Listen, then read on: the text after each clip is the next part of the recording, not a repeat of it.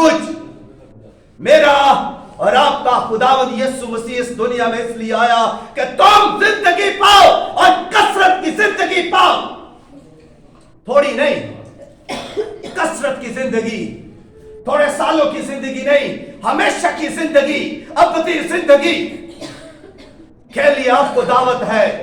इस दावत में को कबूल कीजिए। आप छोटी छोटी दावतें कबूल करते हैं और वह जाने के लिए आप बहुत खर्च करते हैं, बहुत तैयारी करते हैं। इस दावत के लिए भी कुछ खर्च करें, इस दावत को भी कबूल करें, इस दावत के लिए भी कुछ तैयारी कर लें। उसने बुलावा भेजा है, वो बुलाता है, वो बुला रहा है आपको। कब तक आप अपने दिल के दरवाजे बंद करके रखेंगे और वो दरवाजे पर खड़ा है। वो कहता है, देख मैं तेरे दिल के दरवाजे पर खड़ा हूं। और कोई खोल कर देखता नहीं है। लोग भीख मांगने वालों को भी बाहर जाकर देख लेते हैं, उसका हुलिया कैसा है, वो भीख मांगने वाला सही है कि नहीं। और कोई यीशु को देखता नहीं है। यीशु दिल के दरवाजे पर खड़ा है, कोई दरवाजा नहीं खोल रहा। उसके लिए दरवाजे खोले, उसे कबूल करें। वो आपके साथ अंदर आना चाहता है, वो आपसे रफाकत रखना चाहता है, वो आपसे प्यार करना चाहता है, वो आपके साथ खाना खाना चाहता है, वो आपको रहाई, निजात, खलासी, मखलसी देना चाहता है। उसने दावत आम की हुई है। आओ, आओ का मतलब है कबूल करो, मेरे पास आ जाओ, कबूल करो यीशु को, मेरे पास आओ। किसी और हस्ती के पास जाने की जरूरत नहीं, और ना ही कोई हस्ती निजात दे सकती है। जिसके पास यीशु है उसके पास निजात है। हालेलुया। वो बुला रहा है आसमान की बादशाही के लिए। आसमान के बादशाही के दरवाजे अभी खुले हुए हैं और वो बुलाता है कि आओ। हर किसी को बुला रहा है, खा वो मर्द हो, औरत हो, बच्चा हो, बूढ़ा हो, काला या गोरा हो, अजमी, अरबी या अजमी हो, वो अंग्रेज हो या हबशी हो, वो जैसा भी हो, वो इस मोहल्ले का हो या अगले मोहल्ले का, वो पाकिस्तान का हो या इंडिया का, वो किसी भी बड़े आजम का हो, वो बुलाता है, वो दावत देता है, कम आओ मेरे पास, कबूल कर लो उसको, उसकी निजात को तस्लीम कर लो, उसके पास आ जाओ, उसे अपना निजात दहिंदा मान लो। वो निजात के लिए आपको बुला रहा है, वो निजात के लिए आपको बुला रहा है।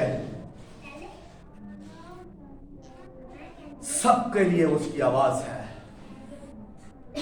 एक लड़की जो गुनाह में लथपथ थी, जो अपने बहनोई के साथ गलत कार्य करती थी, गुनाह ने, रूह ने उसे झंझोड़ा, गुनाह उसे याद आया कि मैं तो बहुत गुनाहगार हूं, गुनाह एहसास हुआ, और वो एहसास जब गुनाह के एहसास में थी तो रोने लगी और रो रो कर कहने लगी कि मेरा गुनाह बहुत बड़ा है, ये माफ नहीं हो सकता, ये बहुत बड़ा गुनाह है। और वो खुदकशी करने के लिए समंदर के करीब पहुंची। डॉक्टर यासु कहते हैं, मैं जब उस लड़की के पास पहुंचा, मैंने उससे वो जो खुदकशी करने वाली थी, मैंने उसे रोका तो उसने कहा मेरा गुनाह बहुत बड़ा है, बहुत बड़ा गुनाह है जो माफ नहीं हो सकता। उसने कहा अच्छा कितना बड़ा है गुनाह तेरा। उसने उसको सारी स्टोरी बताई और उसने कहा मेरा गुनाह बहुत बड़ा है। यासु ने कहा ये एक बड़ा पत्थर है, ये तेरा गुनाह, ये एक छोटा पत्थर है, ये मेरा गुनाह। और यीशु मसीह जो समंदर है, ये देख मेरा गुनाह इसके अंदर चला गया। यीशु मसीह ने मेरा गुनाह उठा लिया है। अब रह गया तेरा गुनाह। उसने उस पत्थर को कहा, उस औरत लड़की से कहा, अब तेरा गुनाह जो बहुत बड़ा है, इस पत्थर को उठाते हैं, क्योंकि तेरा जो पत्थर गुनाह है वो बड़ा है और पत्थर भारी है, ये मुझसे उठाया नहीं जाएगा। अब तू मेरे साथ आ। वो लड़की और वो डॉक्टर यासू, खुदा का खादम, दोनों मिलकर उस पत्थर को उठाकर जोर लगाकर उस समंदर के अंदर फेंक देते हैं और पत्थर डूब जाता है और वो समंदर की तहों में चला जाता है।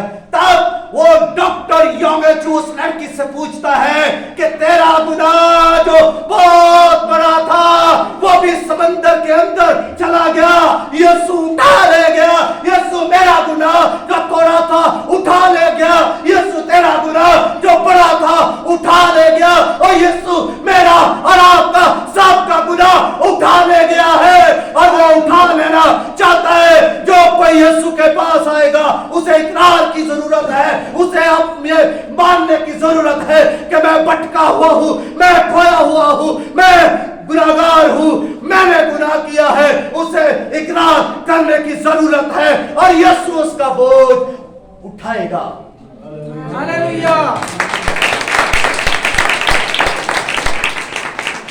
यीशु उसी सबके गुनाह उठाने के लिए तैयार है। हर वक्त यीशु तैयार है। यीशु को तैयारी नहीं करनी पड़ती।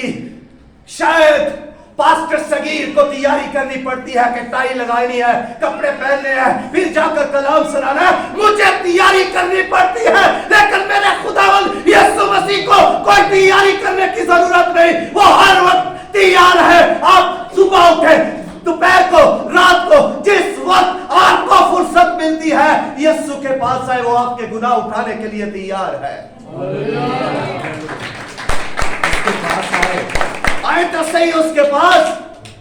वो बुला रहा है। देखे वो हक नहीं जुटाता आप पर। उसने आपको पैदा किया, उसने आपके लिए सलीब उठाई, उसने आपके लिए मार खाई और उसने आपका फिदिया दिया, फिर भी वो हक नहीं जुटाता, जबरदस्ती नहीं करता। मेरा यीशु किसी के साथ जबरदस्ती नहीं करता। वो कहता है, इजाजत देता है, मुझे आने दे। वो कोई उसे इजाजत दे अपनी जिंदगी में, अपने दिल में आने की, तो वो चला जाता है। कोई दरवाजा ना खोले तो वो खटखटाता रहता है, वो बाहर खड़ा रहता है, वो इंतजार करता रहता है। मेरा यीशु ऐसा है। उस यीशु को पहचाने जो सबके दर्दों को लेना चाहता है, जो सबकी बीमारियों को लेना चाहता है, जो सबके रोगों को लेना चाहता है। उस यीशु से वाकफियत करे। आप दोस्त बनाते हैं, यीशु को दोस्त बनाए। आप रिश्तेदारियां निभाते हैं और यीशु के साथ रिश्तेदारी कर ले, जोड़ ले तल्लक यीशु के साथ। आपको मालामाल कर देगा, आपको रोटी फरास देगा, आपको कपड़ा फरास देगा, आपको रहने की अच्छी जगह देगा, आपको खुशियां देगा, आपको शादमानियां देगा, आपको अच्छे रिश्ते देगा। आप पर वो अपनी रहमतों को बरसा देगा। यीशु को कबूल कर ले, यीशु के लिए अपना दिल खोल दे। कब तक ऐसा होता रहेगा और यीशु बाहर खड़ा रहेगा? उसका बुलावा आपके लिए है, उसका बुलावा आपके लिए है। आज कई लोग जो खोई हुई जिंदगियां हैं, जो घमंडी है, जो आवारा है, जो बदकार है, वो ये सरगोशियां करते फिरते हैं। हम पर तो कोई बोझ नहीं है, हम पर तो कोई बोझ नहीं है। फिर कौन सा बोझ है हम पर? देखो हम हिल रहे हैं, देखो हमारे ऊपर कोई बोझ नहीं, हम खाली हैं, हम हल्के फुल्के हैं, हम पर कोई बोझ नहीं है। लोगों को एहसास नहीं है अपने गुनाह का, अपने बोझ का एहसास नहीं है और वो कहते हैं हम आजाद हैं, हमें निजात की जरूरत नहीं। यीशु के पास आने की लोगों को जरूरत नहीं। सरगोशियां करते हैं, मजाक उड़ाते हैं खादमों का। खादम क्या बोल रहे हैं? हम पर बोझ है। कुछ आवारा लड़कों ने ऐसा ही कहा एक खादम से, ये आप क्या कह रहे हैं? हम बोझ से दबे हुए हैं, हम पर तो कोई बोझ नहीं है। उसने कहा ठहरो बताता हूं। उसने कहा ये जो मुर्दा कब्र के अंदर है, बताओ इस मुर्दे से पूछो कितने मन मट्टी इसके ऊपर है। मुर्दे नहीं जानता, मुर्दे को कोई पता नहीं कि कितना गुनाह उसके ऊपर है, कितना बोझ है उसके ऊपर, और वो कितने बोझ के अंदर दबा हुआ है। मुर्दा कुछ नहीं जानता, और जो गुनाह कर रहा है वो मुर्दा है। जो गुनाह के अंदर है वो मुर्दा है, वो कब्र के अंदर है, और वो गुनाह के कफन में है। उसको नहीं पता कि कितना वजन है मुझ पर। किसी भी गुनाहगार से पूछ ले, वो नहीं जानता कि मुझ पर कितने किलो, कितने मन गुनाह है। वो कहेगा मैं तो हल्का फुल्का हूं, मैं आजाद हूं, मैं शराब पी रहा हूं, मैं आवारा फिर रहा हूं, मैं बदतमीजियां कर रहा हूं, मैं नाफरमानियां कर रहा हूं, मैं चालबाजियां और रियाकारियां कर रहा हूं। कोई मानेगा नहीं कि मुझ पर कोई बोझ है। कोई नहीं मानेगा ना। एंड साहब कोई मानेगा?